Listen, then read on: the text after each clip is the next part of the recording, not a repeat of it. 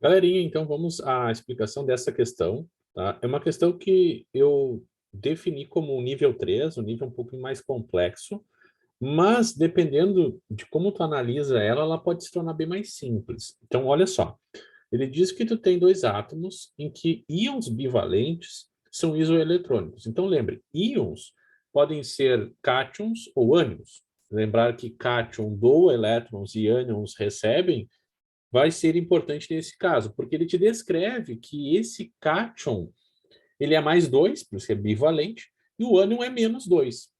E que quando eles adquirem essa configuração, o X sendo mais 2 e o Y sendo menos 2, eles são isoeletrônicos, o que significa que desta forma eles apresentarão a mesma quantidade de elétrons. Mas no seu estado original, eles terão elétrons ou número atômico diferentes. Então a pergunta da questão é: pode-se afirmar que os elementos químicos, os átomos X e Y, são quem, respectivamente? Quem são eles? Né? Então, a diferença do número atômico ela é pequena.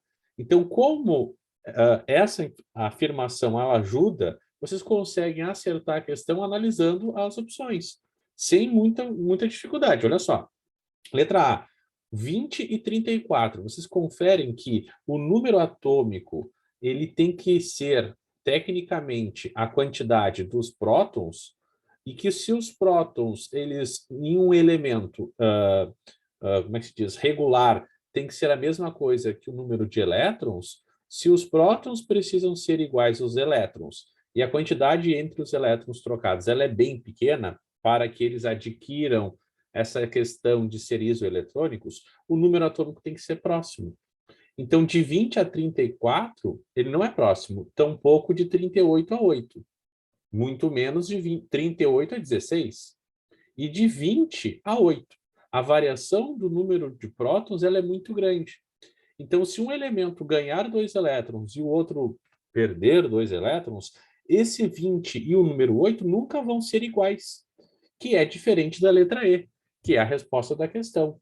A proximidade do número atômico entre 20 e 16 faz a gente analisar o seguinte, que se o elemento for o cálcio e o número atômico dele for 20, então o cálcio tendo o número atômico 20, e ele perder, então, os 2 elétrons e ficar sendo cálcio mais 2, ele vai adquirir o quê? A quantidade de elétrons dele será de 18. Então, a quantidade de elétrons é de 18, porque ele doou 2 elétrons. Da mesma forma que o enxofre, tendo o número atômico 16, indica que ele tem 16 elétrons. Então, se ele se tornar um enxofre menos 2, indica que ele ganhará 2 elétrons, e ele terá 18 elétrons, que, desta forma, eles vão ser isoeletrônicos. Eles terão a mesma quantidade de elétrons sendo isoeletrônico. Então, no frigir dos ovos, no resumo aqui, lembrem, com elementos que são isoeletrônicos, eles têm a quantidade do seu número atômico, o número de prótons, muito parecida, porque um vai ter que ganhar 2, 1 ou 3 elétrons e o outro também. Então, essa variação fica entre, no máximo, 6 unidades de números de prótons, números atômicos.